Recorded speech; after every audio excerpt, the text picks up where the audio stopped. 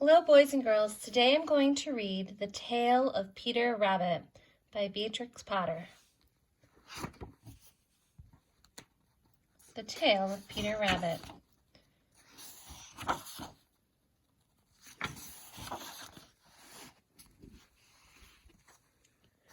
Once upon a time, there were 4 little rabbits, and their names were Flopsy, Mopsy, Cottontail, and Peter. They lived with their mother in a sandbank underneath the root of a very big fir tree. "Now, my dears," said old Mrs. Rabbit one morning, "you may go into the fields or down the lane, but do not go into Mr. McGregor's garden. Your father had an accident there, and he was put in a pie by Mrs. McGregor. Now run along and don't get into mischief. I am going out."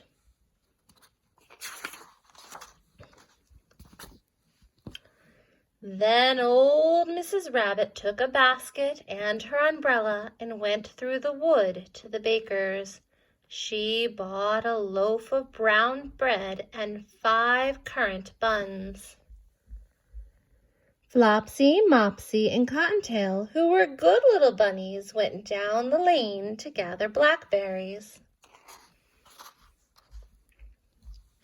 But Peter, who was very naughty, ran straight away to Mr. McGregor's garden and squeezed under the gate.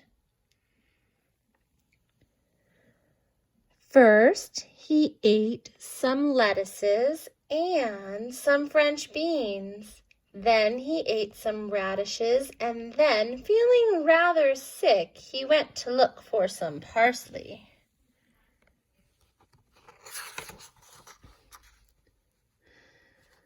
But round the end of a cucumber frame, whom should he meet but Mr. McGregor?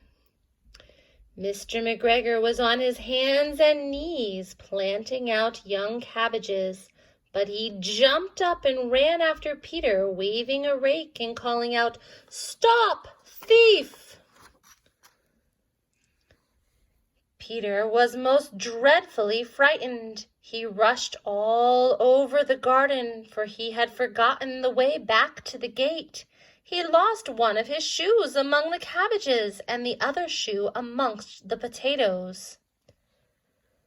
After losing them, he ran on 4 legs and went faster, so that I think he might have gotten away altogether if he had not unfortunately run into a gooseberry net and caught by the large buttons on his jacket. It was a blue jacket with brass buttons, quite new. Peter gave himself up for lost and shed big tears, but his sobs were overheard by some friendly sparrows, who flew to him in great excitement and implored him to exert himself. Mr. McGregor came up with a sieve, which he intended to pop upon the top of Peter, but Peter wriggled out just in time, leaving his jacket behind him, and rushed into the tool shed and jumped into a can. It would have been a beautiful thing to hide in if it hadn't had so much water in it. Mr. McGregor was quite sure that Peter was somewhere in the tool shed, perhaps hidden underneath a flower pot.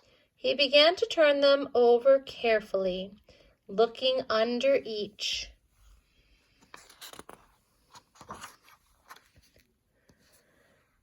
Presently, Peter sneezed. "Kerchooey!" Mr. McGregor was after him in no time, and tried to put his foot upon Peter, who jumped out of a window, upsetting 3 plants. The window was too small for Mr. McGregor, and he was tired of running after Peter. He went back to his work. Peter sat down to rest. He was out of breath and trembling with fright, and he had not the least idea which way to go. Also, he was very damp with sitting in that can.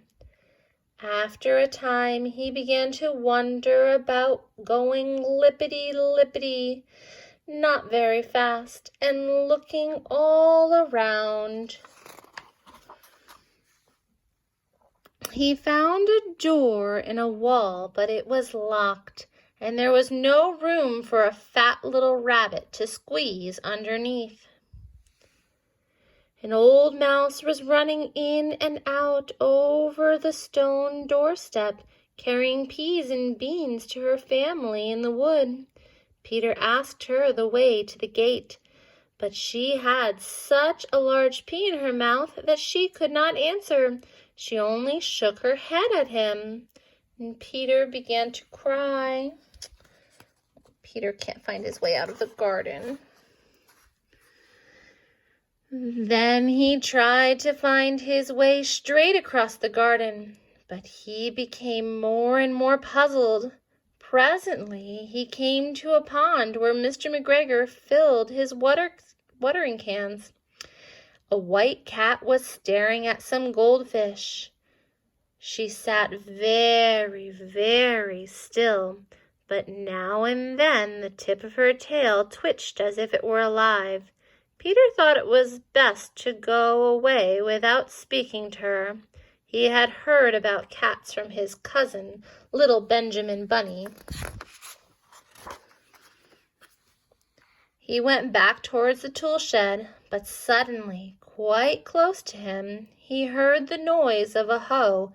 Scritch, scratch, scratch, scritch. Peter scuttered underneath the bushes.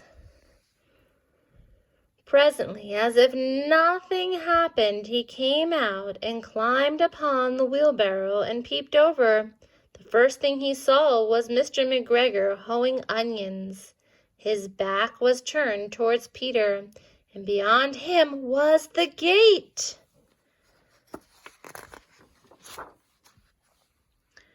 Peter got down very quietly off the wheelbarrow and started running as fast as he could along a straight walk and behind some black currant bushes. Mr. McGregor caught sight of him at the corner, but Peter did not care. He slipped underneath the gate and was safe at last in the wood outside the garden. Mr. McGregor hung up the little jacket and the shoes for the scarecrow to frighten the blackbirds. Peter never stopped running or looked behind him till he got to the big fir tree. There's Peter's jacket.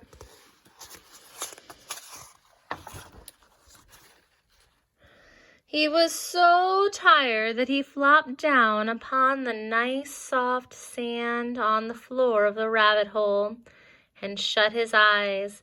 His mother was busy cooking. She wondered what he had done with his clothes.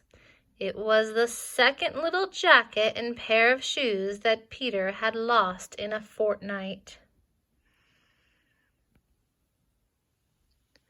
I am sorry to say that Peter was not very well during the evening. His mother put him to bed and made some chamomile tea, and she gave a dose of it to Peter. 1 tablespoon to be taken at bedtime. But Flopsy, Mopsy, and Cottontail had bread and milk and blackberries for supper.